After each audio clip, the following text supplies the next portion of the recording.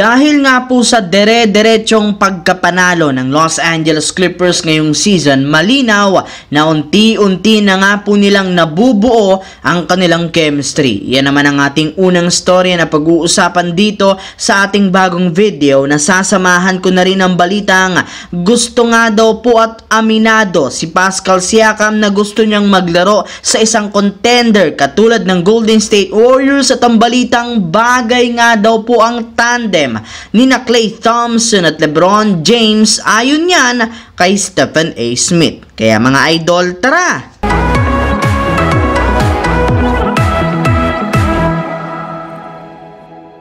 Isa nga po mga idol ang Los Angeles Clippers sa mga pinakamainit na kupunan sa NBA sa sunod-sunod nila na pagkakakuha ng panalo sa kanilang mga nakalipas na laro. Kaya dahil dyan tahimik nga po ang mga fans at analyst na nambati ko sa kanila noong nagkaroon sila ng losing streak. Kaya may ilan na rin naman nga po mga analyst ngayon ang aminado na nagkamali sila sa paghuhusga agad sa kakayahan ng bagong super team ng Clippers. Yes mga idol, tama nga talaga si James Harden sa sinabi nito noon na kakailanganin nila ng ilang linggo bago mapagana ang kanilang lineup. Gayong kitang-kita naman nga ninyo na mas nagiging smooth na nga para sa Clippers ang kanilang opensa. Hindi na rin naman sila nag-aagawan pa ng bola sa kanilang mga ginagawang play, plus mas nagiging maayos na rin naman ang kanilang depensa sa perimeter at sa ilalim ng basket. At lahat nga ngayon nagawa nila matapos silang tuluyang makabuo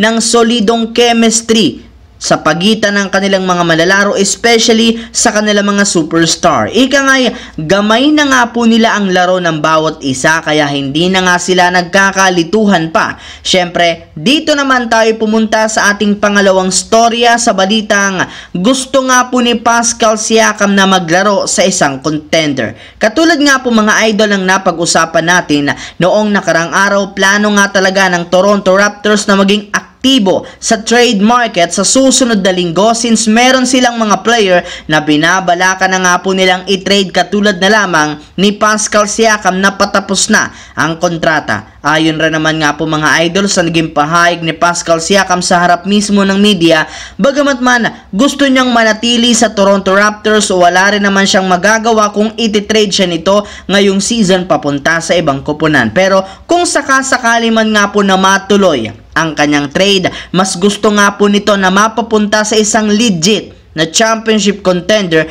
katulad ng Golden State Warriors na kasalukuyan rin namang naghahanap ngayon ng trade partner ng at least isang superstar na tutulong kay Stephen Curry. Kaya hindi nga talaga malabo na mangyari ang trade ni Pascal Siakam sa Warriors. Kahit man nga paunti-unti nang nakakabawi si Klay Thompson sa nakalipas na laro ng Warriors, patuloy pa rin naman nga ang pagsilabasan ng mga trade rumors patungkol sa kanya. Sa katunayan mismong ang sikat na analyst na nga po na si Stephen A. Smith ang nagsabi na kung sakasakali man nga po na tuluyan ang i-trade at bitawan si Klay Thompson ngayong season, mas nararapat nga daw na ibigay na lamang ito sa Los Angeles Lakers para maging katandem ni LeBron James. Yes mga idol, kapag nagkasama nga po sina Klay Thompson at LeBron ayon kay Stephen A. Smith sa isang team, sigurado nga po na magkakaroon siya ng sapat na space para makagawa ng 3-pointer. Hindi na rin naman nga daw mahihirapan pa si Klay Thompson na gumawa ng tira, gayong mismong si LeBron na